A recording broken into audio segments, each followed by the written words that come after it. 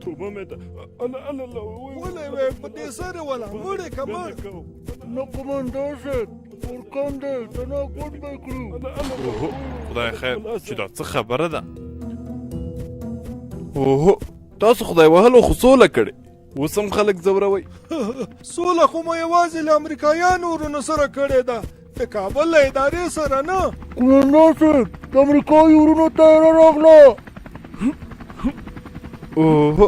نو له موږ سره سوله نه کوئ کوی مه ورخطا کېږه ته صبر چې یو ځل زموږ بندیان راخوشي سي سمه د فتح سوله به وکړو دا ځل امریکایي ورونه موږ سره مرسته کوي هلکه راځه راپسې